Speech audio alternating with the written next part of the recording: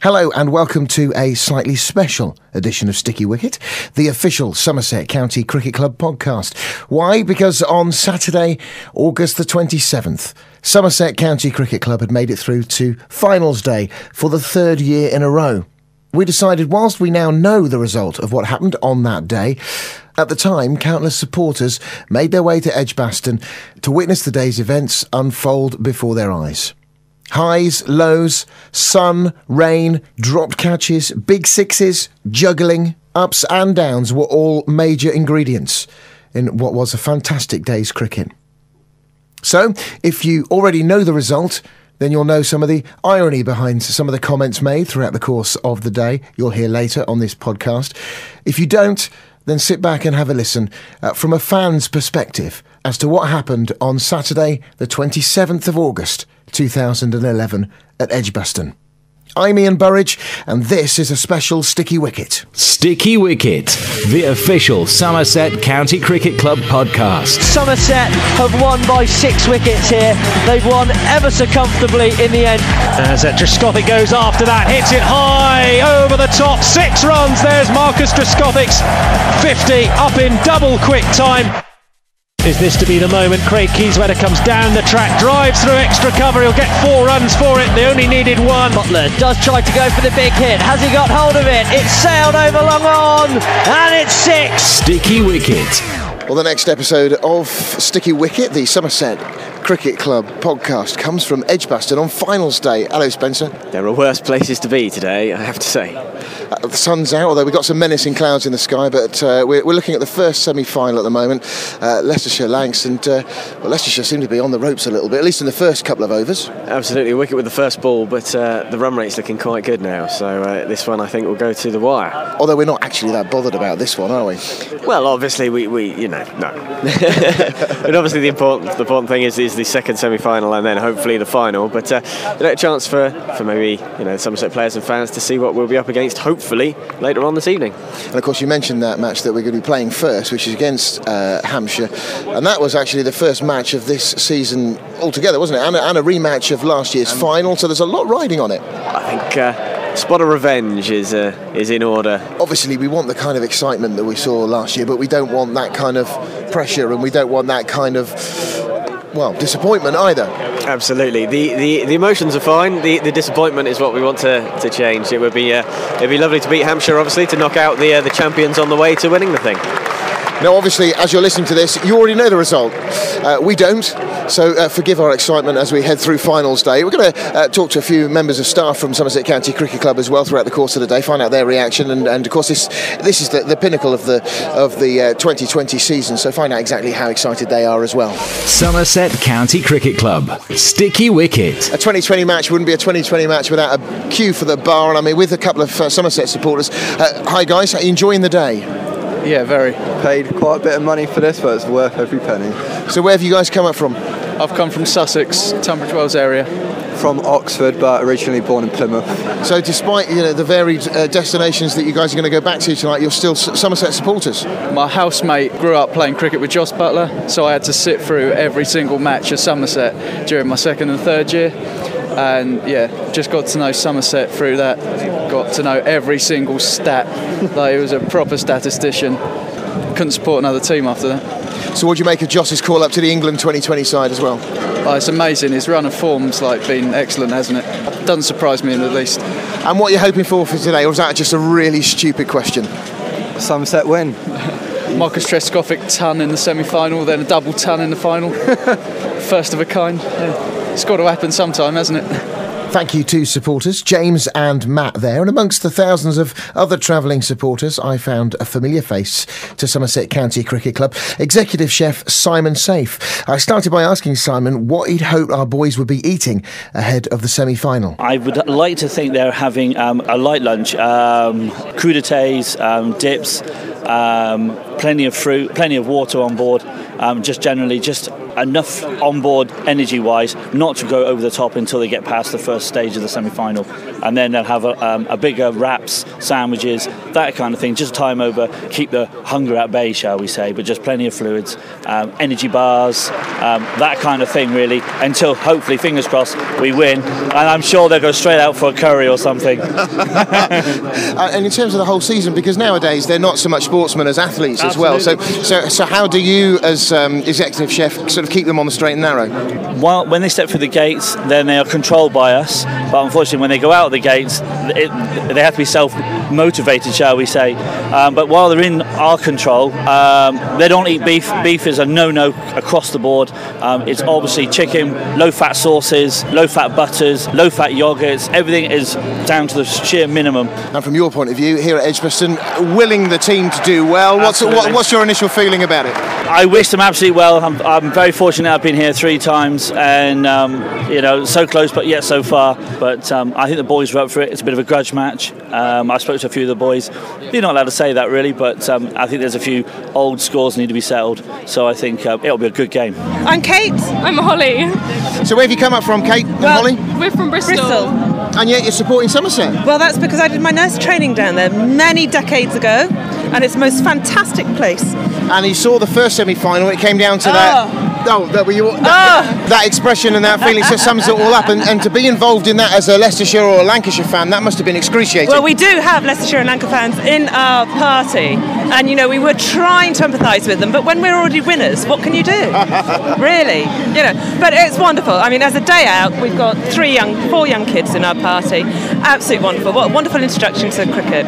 And now you know that Somerset are going to field first in the second semi-final. What kind of feeling have you got in terms of getting the boys through to the final? Oh, we're going to win. Simple as that. We are here to win, and there's just no other answer. I think we're going to get them all out within 5 overs, and then Marcus Driscoll is going to come in and he's going to hit 6 sixes in a row and win the match in 2 overs. So you've obviously been here since the bars have been open? Yeah. No, she's underage. That's what she wants you to think. Somerset County Cricket Club, Sticky Wicket. What was also great to see, not only the thousands of spectators, the staff from the cricket club also being there as well, but some of the squad players turning up to support their colleagues were there as well. I caught up with Alex Barrow. So Alex, we're in the middle of another rain break of finals day. As a player then, as a batsman, how does that affect you when you get carted off the pitch halfway through an innings? I think it's definitely more disruptive as a batter than it is a bowler. Obviously you get into the rhythm of batting and then it suddenly stops. And obviously you generally know kind of a few balls before that you're going to come off. And then duck with fleers comes into play. So you're kind of like, do I hit a boundary? Do I just not get out? So obviously a few balls in 2020 can count for a lot as well. So generally it's not ideal, but it's definitely worse to be a batter than it is a bowler, I think. It could be, for instance, in the quarter-final match that Somerset played against Nottingham at Trent Bridge, it could be a real kind of shot in the arm. It worked in Somerset's favour almost. Yeah, it certainly did. The games can change so quickly when duck with fleers is involved, and especially when it's raining like it is today. And I suppose you're in a unique situation, the fact that you train, you work, you play with the players day in, day out anyway, and now you're a spectator. You're almost helpless on a day like this. Yeah, I am absolutely helpless, but it's a really good day out, and just hope the boys go out and do the job, which I'm sure they can do, and I'm sure they believe that they can do as well.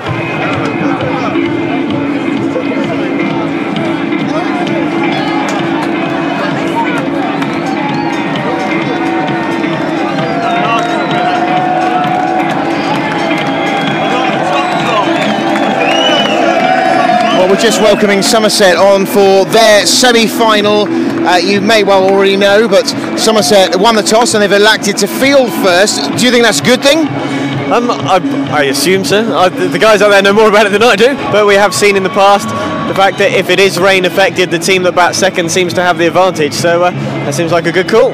The crowd seem to be well and truly up for it, especially after that nail-biting finish to the first semi-final. And of course, Somerset haven't had a great deal of luck in the past in winning tosses, so at least that's a step forward. I think it's become a running joke now about Marcus winning and losing the toss. Certainly had a bit of a laugh with it with Keith Parsons the other week, but hopefully that's the first thing we're going to win today, but hopefully the first of 3. Well, as we talk, the Somerset and the Hampshire Royals teams are shaking hands in a moment and getting acquainted with the officials as well, as we welcome them onto the pitch, and we're going to see this second semi-final. Who's going to play Leicestershire? Well, obviously, we hope it's the right team. We hope it's Somerset. Absolutely. Come on, Somerset.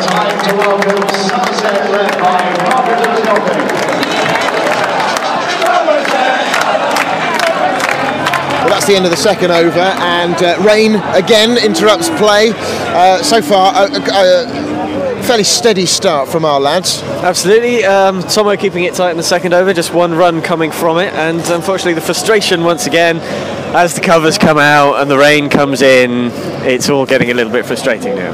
What is rather impressive, though, is there, what would you call that cover? Hover cover. It is a hover cover. And other counties do have them, but they are vastly expensive and out of our price range, no doubt. Although if we all collect Green Shield stamps, perhaps that's something we could... Oh, that's taking me back. Stamps, reward stamps. Aren't we showing our age now? Now, there is one interesting fact that I wasn't aware of until you brought this up just a moment ago. It's about the floodlights here at Edgbaston. Yes, the floodlights here at Edgbaston are shaped like a lowercase e for Edgbaston, which is quite strange, but a novel touch, I think. But at what point in today's proceedings did you actually notice that this was the case? When I was on a refreshment break, I think is the polite way of saying it. There was a poster with the logo and floodlights, and I thought, oh, I wonder if their floodlights are shaped like that, and I've come back and they are. Well, the first over after the rain interval, and George Dockrell's taking a wicket. Absolutely, it looked as though it might be going for 6. It didn't quite have the legs, and underneath it was Mr. Reliable at the moment, Josh Butler, and that's the breakthrough Somerset we're looking for. Exactly what we're looking for, so that's only after 3 overs. Currently Hampshire 19 for 1. Once again, another rain break. Yes, we're down to 16 overs aside now. Hopefully that will prove to be in Somerset's favour, and hopefully now we can just get through to the end of the game without any furthermore rain, and then put our feet up, watch the mascot race and get ready for the final against Leicestershire. That would be very nice indeed. You make it sound so easy. Simple as that. It's very simple when you look at it like that. With all these rain breaks around, it gave me plenty of chance to go and talk to more people, and not so much a familiar face, but particularly a familiar voice. If you're a regular visitor to the county ground in Somerset, I caught up with Peter Lane. He runs the county ground scoreboard. He's also the match announcer for our home CB40 and championship matches. And I wanted to ask Peter how he felt that during the second rain break of this semi-final, how that affected our chances. Well, it should, with the weather as it is. Maybe we reduced a little bit more, and hopefully we can contain them to a gettable total and get the runs in the second innings and reach the final. Now Marcus has put us into field first, bat second. Do you think that tactically is probably the best thing to do? I think it was the perfect thing to do in the conditions and with the weather we've got. And we saw in the first semi-final that tactically, possibly, Lancashire got it wrong. Hopefully, being second semi-final, if it ever came to that, we could learn from their mistakes. I think we could well learn from their mistakes, because I think Lancashire, they lost it, and Leicestershire didn't really win it. I mean, Lancashire just took the wrong policy and tried to hit everything out of the ground, and it backfired on them. And I think we will have learnt, hopefully, from that, and we won't adopt the same policy. Enjoy the rest of the afternoon. Thank you very much indeed. Somerset County Cricket Club. Sticky wicket. It looks like actually Hampshire's cut short their first innings by 1 ball. They finished on 138 for 4, but Duckworth Lewis comes into play because they've reduced the amount of overs that Somerset are going to face. Yeah, Somerset just going to be facing the 10 overs now, and a target of, I think it's 95 for victory, so essentially 95 off 60 balls. It's going to be tough, but hopefully the boys can do it. Well, we'll find out in a moment. You obviously, as you listen to this, know what the result is. We're letting events unfold as the day goes on here at Finals Day at Edgbaston. Sticky Wicket, the official Somerset County Cricket Club podcast. Somerset have won by 6 wickets here. They've won ever so comfortably in the end. As Draskovich goes after that, hits it high over the top, 6 runs. There's Marcus Draskovich's 50 up in double quick time.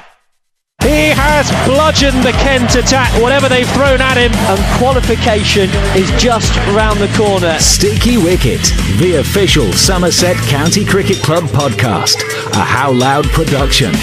So as we leave part one of our fans' look at finals day, Somerset are about to go into bat. They're facing a reduced 10 overs, need 95 to beat Hampshire in that second semi-final and find themselves in the third final in 3 years, this time against Leicestershire. Thanks for listening so far, and I hope you can join us in part two of our fans' look at finals day.